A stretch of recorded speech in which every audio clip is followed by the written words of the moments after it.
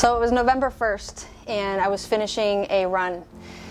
I got a notification on my watch just as I was passing my driveway, and it came up on my watch as the results are in. I had a little bit left of my run to finish, and I took everything in me to just keep going. And until I got home, I walked in the door and I checked my phone. I read through the imaging results, and what we saw was that there was a tumor in my mom's bladder. I saw my mom's face white as a ghost, tears running down her face, scared look in her eyes, and I immediately text my brother the results and saying there's a tumor in her bladder. I can't begin to tell you the fear and the worry and the uncertainty that started to flood my mind. Thankfully, we have been teaching about cancer for the last 16 years, and I have learned so much over that time that even in the fog of what the heck is going on, we were able to stand firm on our foundation that we've built over the years. We went the next day to the urologist appointment, and the three of us were sitting in there, my mom, my brother, and myself. And we're sitting in this room listening to this doctor pull up the image of my mom's tumor on the screen and talk to us about what the options were. And to this point, to be honest with you, I've never had an interaction with a medical doctor in a hospital, in a doctor's office. We've never gone to the medical system. I've never been sick. I've never taken a medication. And my mom has been that way also. And so we're sitting in this room, and I felt like I was in a twilight zone. And this doctor was speaking what sounded like Charlie Brown language. Wah, wah, wah, wah, wah, wah, wah, wah, wah.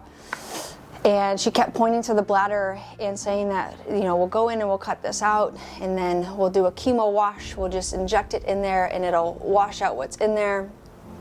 We'll back in and do another surgery to get more of the tumor out.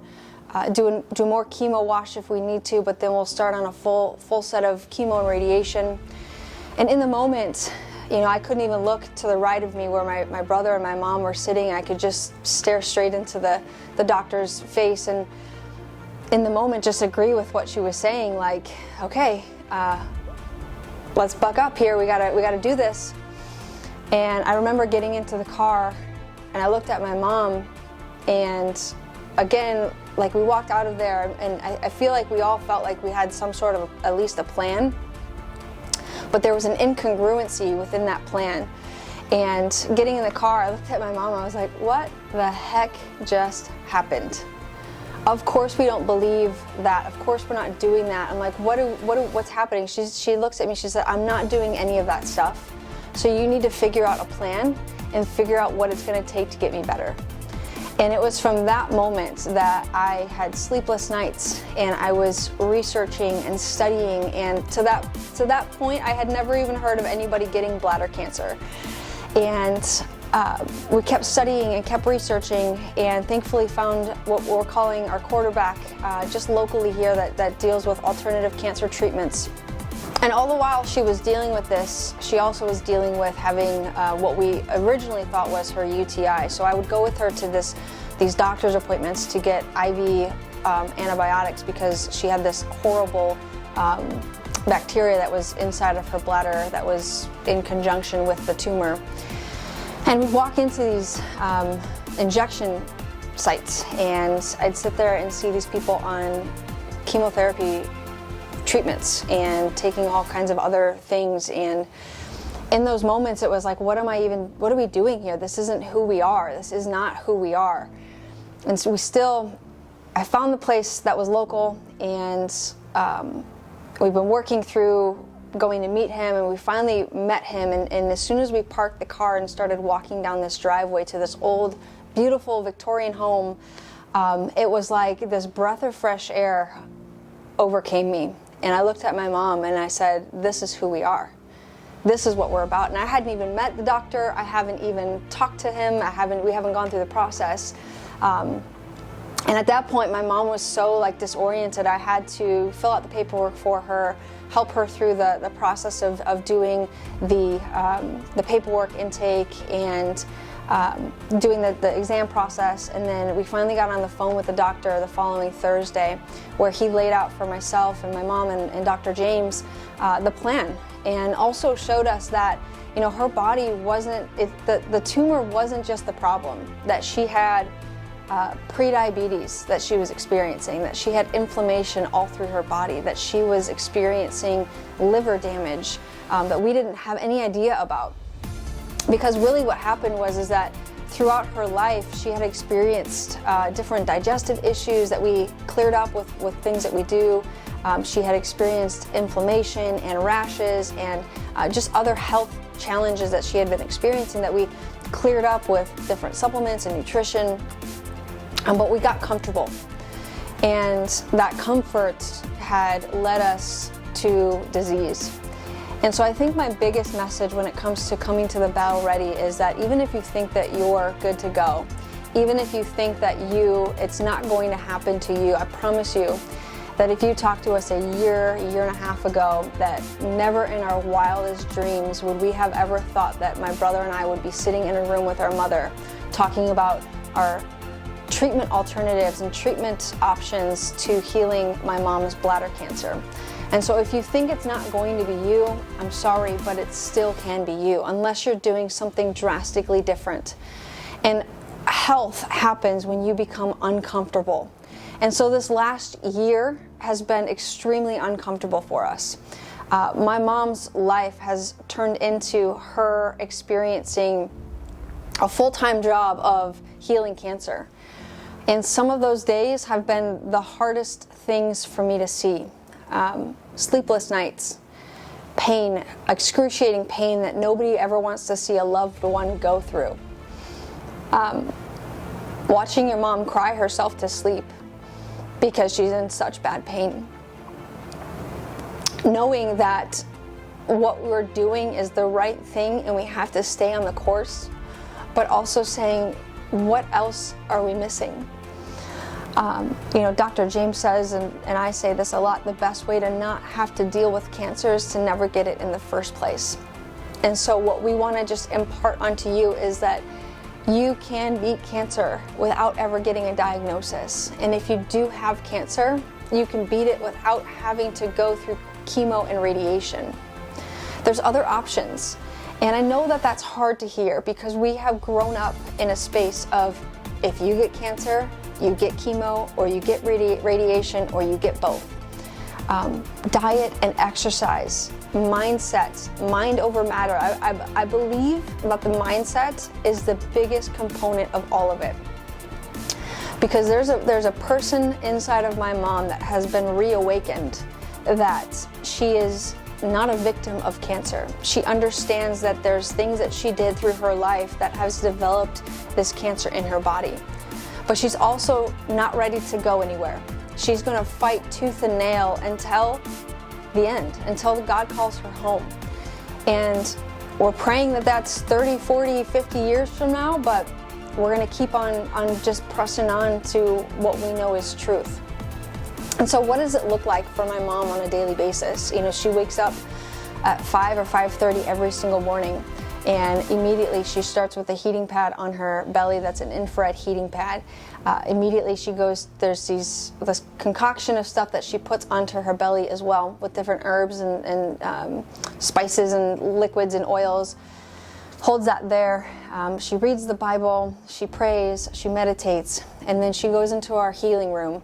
And in that healing room, we have a red light, and she sits on that for 20 minutes. We have a vibration traction, just like we have here in our office. She sits on that for 5 minutes at a time. She has a rebounder that she goes onto and bounces 5 minutes every hour that she's awake. We also have a Peloton and an elliptical that she's been working out on 15 to 20 minutes every single day. And just recently purchased an oxygen chamber so that she can go into this chamber and have oxygen pushed into the cells of her body, because we know that cancer doesn't like oxygen. It actually starves when it is around oxygen. That's why it's important for you to be working out on a regular basis, and that's also why it's important for us to be administering supplemental oxygen for her.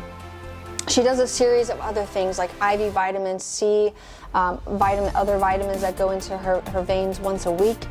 She gets treatments locally that she goes there. In the beginning, she was going there for 3 times a week for 3 to 5 hours at a time. So if one of your excuses is that you don't have time, eventually you figure out how to make time when it has to happen. So before it happens, I can't beg you enough to make time for your health, because it's so much easier to live healthy than trying to fight disease and reverse that. And so we're in month 10, I believe, of where our mom has been diagnosed, maybe even in month 11. I've sort of lost count. Symptoms are going away. No longer does she have blood in her urine. No longer does she have pain as frequently as she was having it before. She's sleeping entirely through the night. Her energy is coming back. People are saying that haven't seen her in a while that her skin looks amazing, that her eyes look amazing, that she's traveling and going with us to places, and it's like we got our mom back. But for the last 9-10 months, there's been days where I didn't know if we were going to have her. But I'm confident. I'm confident in what we teach. I'm confident in the material that you're going to learn at this Battle Ready Talk. I'm confident that when you apply these principles, God knows what to do already. We just have to remove the interference and allow our body to go to work. And so wherever you're at on the spectrum, whether you have cancer or you've had cancer, or you know somebody that has cancer, or you don't ever want to get it in the first place, sign up for this Battle Ready Talk on October 14th. It's a 4-hour seminar, and it is a place where we're going to have some fun, but it is going to be a school setting where you're going to be taking notes and learning, and we're going to give you tools to implement into your daily lives. But you need to make the decision. Take the responsibility. With everything that's going on with my mom, there's nothing much that Dr. James and I could do. She's heard it all. She opened this practice with Dr. James. She knows everything, probably even more than what we know. She's been around chiropractic her entire adult life. But there was a decision that was made. Unfortunately, because it had to be made, but there was a decision that was made. And health has become the most important thing in her life. And so when you come to this talk, she's going to be there. She's going to share her story. She's going to share her trials and tribulations. I'm expecting there not to be a dry eye in the room because this story hits home for so many people.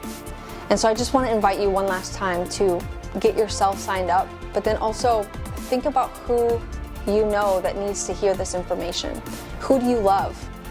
Who needs to understand that there's an alternative way to heal from cancer, that it doesn't involve chemo and radiation? And I'm not knocking you if you've done that before. We also know that if you are doing chemo or radiation, that in combination, there was just a study that was published, in combination with good diet and good exercise, that actually helps the chemo and radiation work better. So wherever you're at, whatever you're doing, sign up for the Battle Ready Talk. It's at St. Mark's Lutheran Church in St. Charles, right next to the library. We have all the information that you need at the front desk, and you can ask one of the doctors if you have any more questions. One thing that I want to say is we don't tell the story to have a pity party. I don't want you guys to look at us weird or differently or give me the depressing, I'm so sorry that this is happening to you, because this isn't a depressing moment. This is the most empowering season that I've ever walked through in my life. So it's not sad, it is an empowerment and something that we have learned to enjoy the journey, because God has given us one life and we're here to give Him glory for every single thing that He's done. So we're here to have joy. We're not here to be sad and depressed. Our mom is doing fantastic. Please, if you want to, continue praying for her, but you don't have to ask Dr. James and I every single time that you come in, how is she doing, because she's doing fantastic, and she'll see you there on October 14th. Thanks, guys.